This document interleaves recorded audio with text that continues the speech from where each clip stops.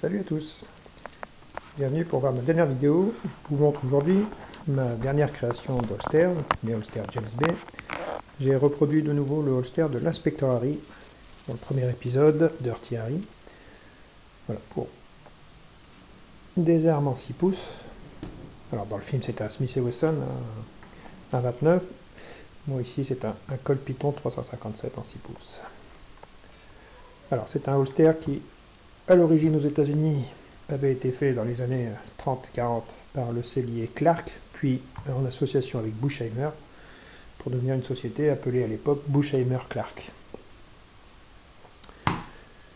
Un holster très particulier, avec une ouverture permettant de voir le barillet, une double pince en fil d'acier incorporée dans le cuir.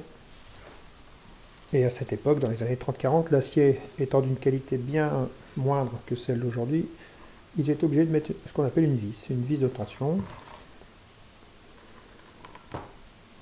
pour donner du ressort supplémentaire à l'infrastructure. Et puis dans les années 70-80, les aciers étant de meilleure qualité, on n'était plus obligé de mettre une vis de tension. C'était assez problématique parce que si on ne faisait pas attention, on pouvait dégrader le guidon du revolver en rengainant l'arme dans le fourreau, dans le holster. Le deuxième holster, c'est un holster type Bianchi, toujours pour du 6 pouces, qu'on voyait aussi dans, pour mémoire, le troisième épisode de l'Inspector Harry, Sudden Impact.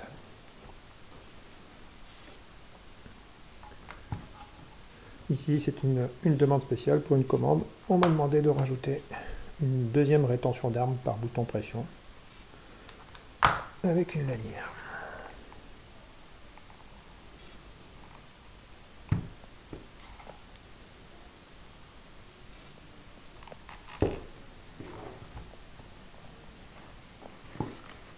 Voilà. La sérigraphie, toujours James Bay, Dirty Harry.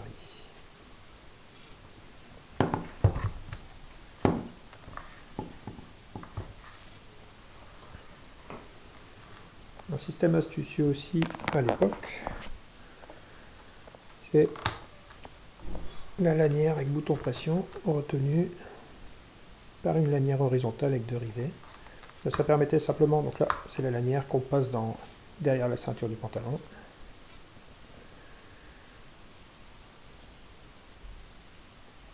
Et puis si on la met comme ceci, les boutons de pression de l'époque n'offraient pas une très grande résistance. C'est-à-dire qu'on pouvait à chaque fois, tac, une fois attaché au pantalon, ça pouvait s'ouvrir, ce qui n'est pas forcément agréable, notamment si on se met à s'abaisser ou courir. Donc, d'une main, c'est pas facile. Il y a eu ce petit système avec la lanière horizontale.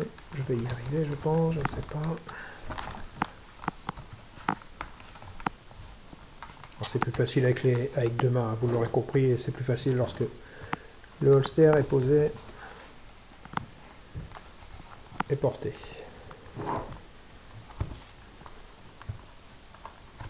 Et voilà. Et on reclipse. Voilà, pareil, la rétention d'armes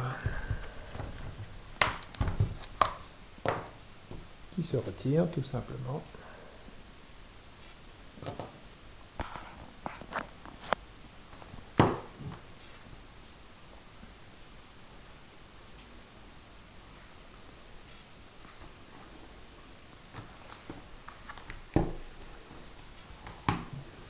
Ensuite, on a la partie haute du breulage et le contrepoids de l'autre côté de la poitrine. Donc si on est droitier, ici c'est pour un droitier, l'arme se porte sous le bras gauche. Et puis au niveau du bras droit, de l'autre côté de la poitrine, deux lanières contrepoids avec des réglages et un bouton pression en Y.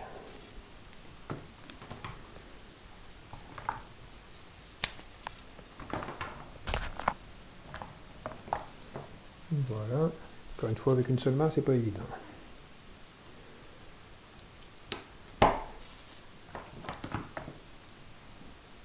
Entièrement réglable.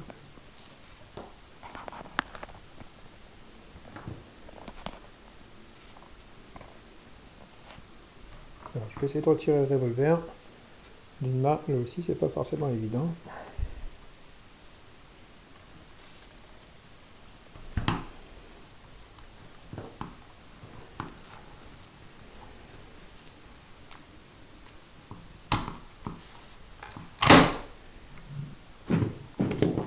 C'était pour un 357 Colt en 6 pouces.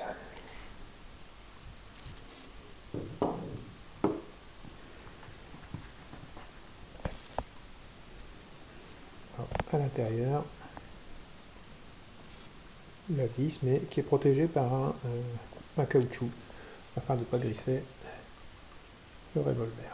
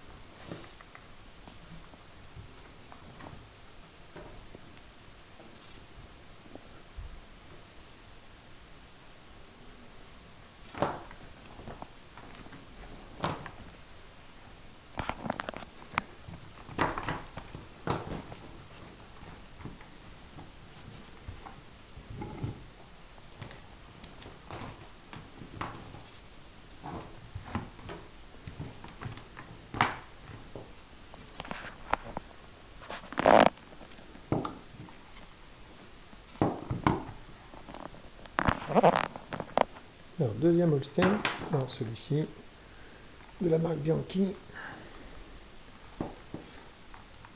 porté aussi par Clint Eastwood dans l'Inspecteur Harry dans le troisième volet de la saga.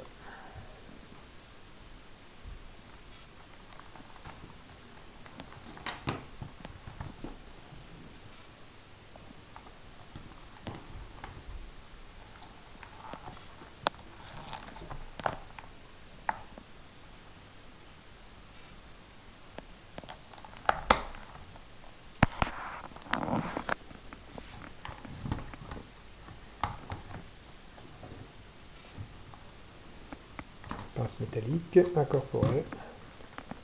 Celle-ci est sur le devant du holster.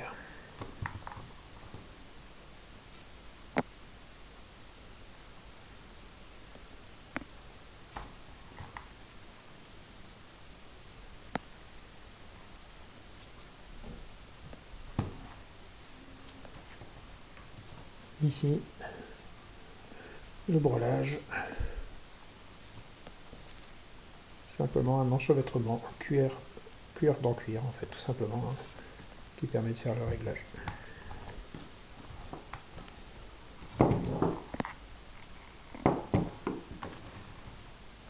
Voilà, les holsters de l'inspecteur Harry.